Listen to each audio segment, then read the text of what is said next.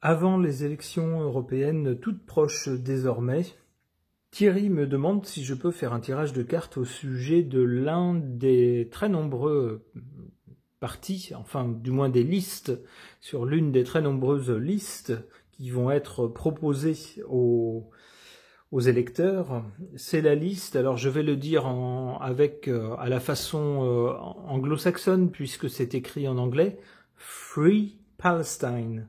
Et donc il s'agit d'une liste de soutien à la Palestine. Alors je ne vous dirai pas de quelle façon Thierry a présenté cette liste, on sentait, je pense, peut-être une opinion défavorable. Alors, bon, je ne veux pas être ni pour ni contre.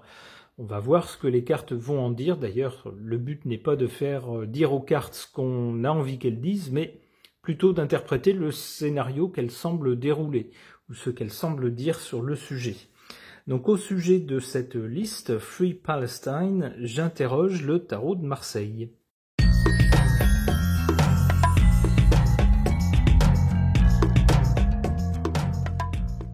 Bon, eh bien, on peut pas dire que ce soit un très bon tirage pour cette liste. On y voit en élément central peut-être la pire carte qu'on pouvait tirer pour une liste électorale, le diable. Comme vous le voyez sur la carte, on a un personnage fort mal intentionné qui trompe, qui ment, et qui surtout a un but caché. Et c'est pas un but très favorable pour, on voit les petits personnages ici qui sont attachés. Alors à l'origine de cette liste, on a cette carte du monde. Alors ça peut faire penser justement au fait que cette liste est un soutien à un autre pays, un pays qui vit actuellement des heures apocalyptiques, très difficiles. On pourrait y voir aussi l'origine peut-être de cette liste. On pourrait voir, par exemple, des soutiens venus d'autres pays qui soutiendraient les personnes de cette liste. Avec le diable, on a aussi souvent des affaires matérielles. Il est question souvent d'argent.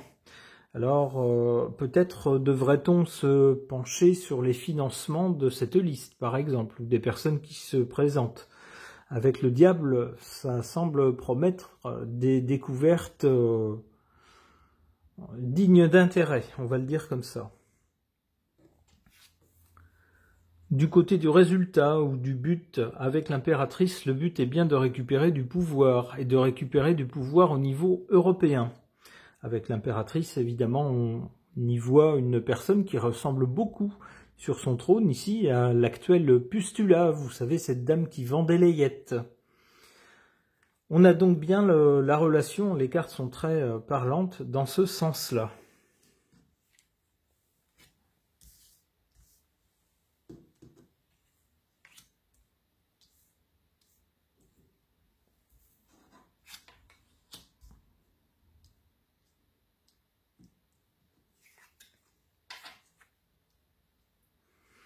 En carte défavorable à cette liste, on a l'arcane sans nom. Ça semble nous dire que cette liste ne fera pas long feu.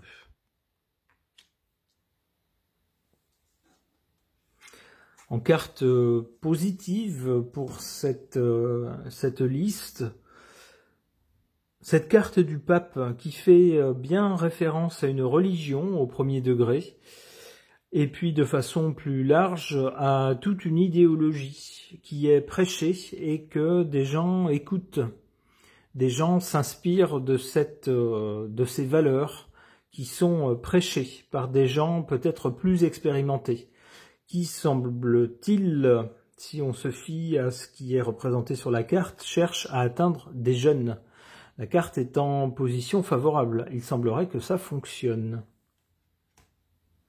Bon, je rappelle que tout ça c'est un scénario suggéré par les cartes. Nous n'affirmons rien de façon péremptoire. Ce n'est qu'un tirage de cartes.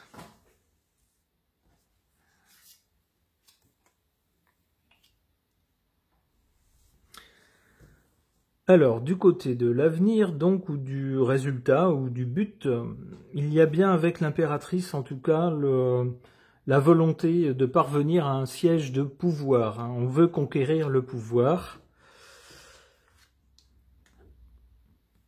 Mais alors, soit, si on y parvient, ça va très mal se passer avec la Maison Dieu, soit, si on y parvient, on va tout foutre en l'air.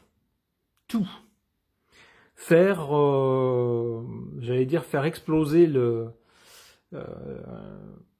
siège du pouvoir. C'est presque ça. Alors, sans doute pas au sens propre, mais au sens figuré. Ce sont des gens qui, s'ils parviennent au pouvoir, ne vont pas rester assis dans leur chaise. Ils seront très actifs, on le voit, mais oui, pour tout changer. Et pas tout changer doucement, mais pour tout faire exploser.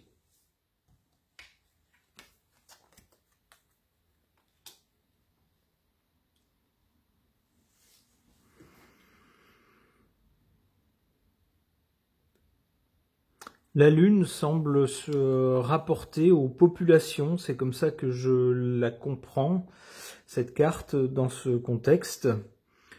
Il semblerait que ce parti cherche à acquérir un pouvoir au niveau européen pour tout changer par rapport aux populations, c'est-à-dire vraiment changer des choses dans les modes de vie des gens, les habitudes des gens. C'est comme ça que je comprends cette suite de cartes. Bon. Je ne voudrais pas être pessimiste par rapport à cette liste-là, mais cet arcane sans nom qui est en leur défaveur semble leur dire que ça n'ira pas très loin. Ok. Pour tenter d'en savoir plus sur cette liste Free Palestine qui donc présente des candidats pour les élections européennes, j'interroge mon oracle des personnages.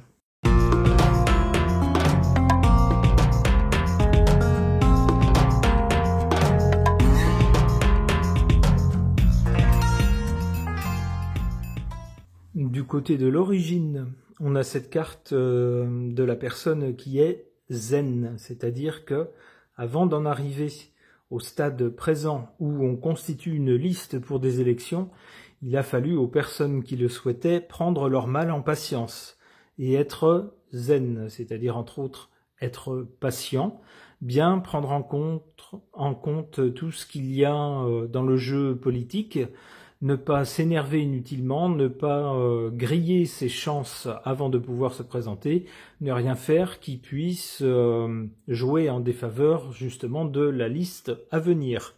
Donc surtout se maîtriser et rester calme. Pour le présent, on a avec cette carte de la star symboliquement une liste qui cherche à se faire connaître, qui cherche à apparaître dans les médias audio, les médias visuels, Internet, etc., qui cherche à ce qu'on parle d'elle, à faire le buzz, on pourrait dire, avec cette carte de la star. Du côté du but ou de l'avenir, on a cette carte du rêveur qui tendrait à nous dire que les gens de cette liste ont une sorte de rêve, mais c'est un rêve, c'est-à-dire que ça n'est pas très réaliste. Présenter un programme juste pour un soutien à un pays, on pourrait dire ça à un niveau européen, c'est pas vraiment le but de ces élections en fait. Le but n'est pas de faire une manifestation pour ou contre un pays, mais d'élire des gens qui vont ensuite aider à débattre de lois et de propositions pour gérer la vie des citoyens européens. Donc là, on est dans quelque chose de tout à fait différent. Donc cette carte nous dit qu'ils rêvent. Ils sont dans le rêve, pas dans la réalité.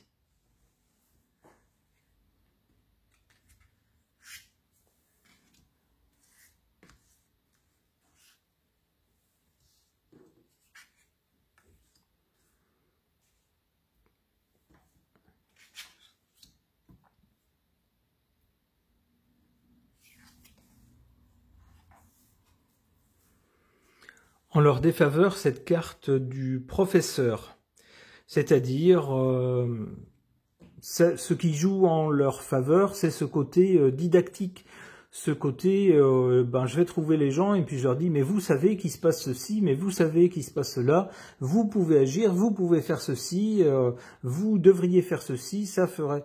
Voilà, vous voyez le genre de personne un peu je sais tout et qui dit à chacun ce qu'il a à faire. Alors si ça peut être intéressant dans un premier temps, ça devient vite très énervant et puis au bout d'un moment, tout le monde les évite en fait. Hein. C'est ce que nous dit cette carte du professeur. On veut bien apprendre des choses parfois, c'est toujours intéressant, mais au bout d'un moment, quand on nous, entre guillemets, quand on nous gave trop, eh ben c'est le trop plein et c'est le rejet.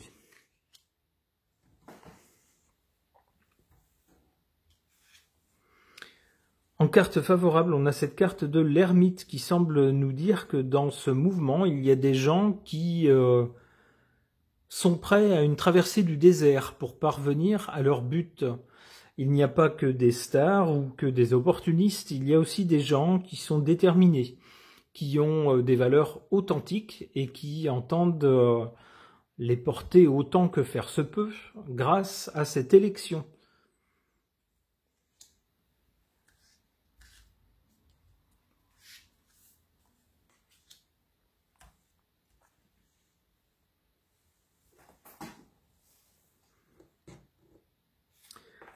Alors du côté de l'avenir, avec le rêveur qui tendait à nous montrer des gens un peu, pas forcément avec les pieds sur terre complètement, alors c'est bien d'être sensible au sort de personnes qui souffrent ailleurs dans le monde, mais le but d'une élection européenne n'est pas que ça ne peut pas être que ça.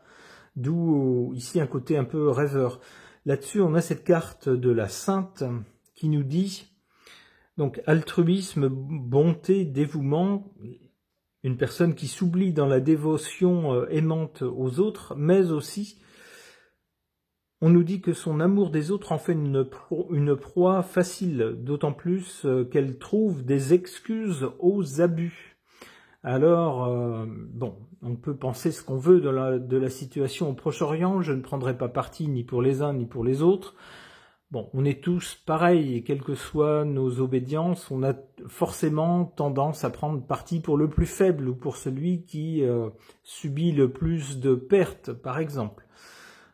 C'est une réaction un peu épidermique, bien sûr.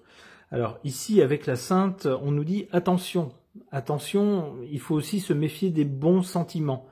La politique, ça ne peut pas être qu'une affaire de cœur et de bons sentiments. C'est aussi une affaire de calcul, de chiffres, de choses prévues, de choses calculées, de compétences réelles sur le papier. Vous voyez, ça ne peut pas être que juste je vais écouter mon cœur et puis on verra bien. Non, c'est pas comme ça qu'on peut gérer un pays, et encore moins un continent.